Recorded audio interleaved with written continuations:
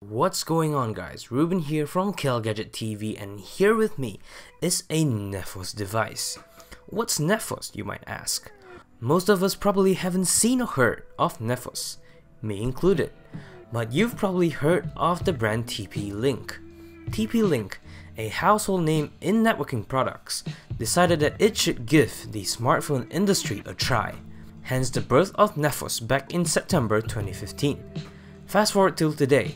Having a range of smartphones under its belt, Nefos has finally made it to Malaysian shores. So let's do a quick unboxing of the Nefos X1. Looking at the box, we see a simple Nefos X1 logo on top. Let's see what's inside. You'll be greeted by the phone itself. The model right here is the cloudy grey model, sporting a metal chassis. Let's put it aside for now. Under the phone, you'll find a small envelope, which includes a SIM ejector tool and some documentation for the phone. Also, an ordinary looking white micro USB charging cable. Lifting up the lid, you'll see the 3-pin charging adapter, plus a cute little box with a set of headphones provided by Nefos.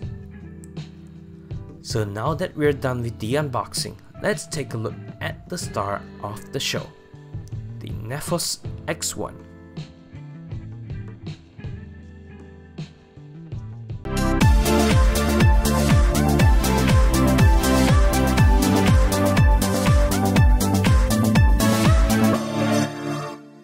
The Nefos X1 reminds me of the days I used to have sub 5-inch smartphones.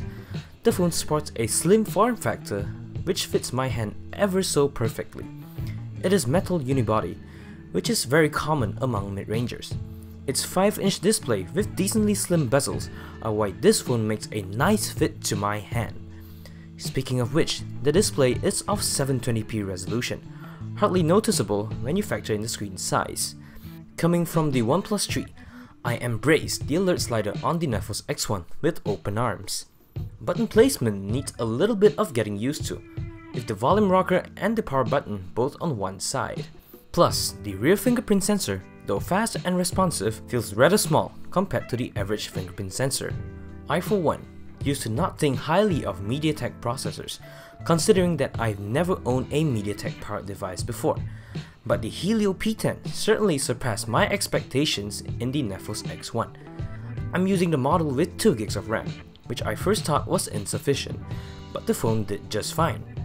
I went through my days with it, mostly without complaints, though app loading times may take a tad longer than the flagships of today. Nevertheless, I'm glad to see how mid-rangers have caught up with higher-end devices. Speaking of which, the Nefos X1 runs on Android Marshmallow, with its own NFUI skin on top.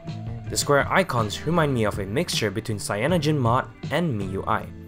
Surprising enough, it comes with zero added bloatware, which is definitely a huge plus. It doesn't have an app drawer, but if you need one, it's called Android for a reason. The customizability is endless. As per typical mid-range standard, the Nefos X1 features a 13-megapixel camera on the back and a 5-megapixel selfie shooter on the front.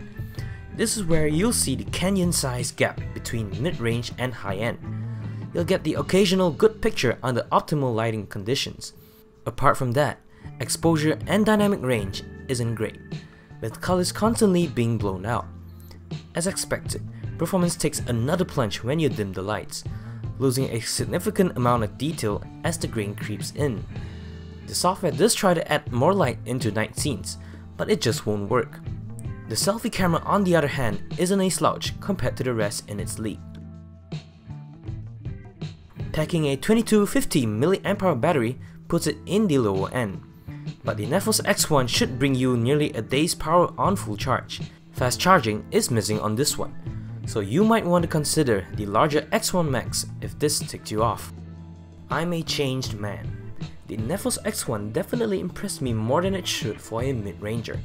Unless you're picky, this phone is pretty decent for what it offers. It starts with a price tag of 769 ringgit. How about that for a phone by TP-Link? Let us know your thoughts at the comment section below.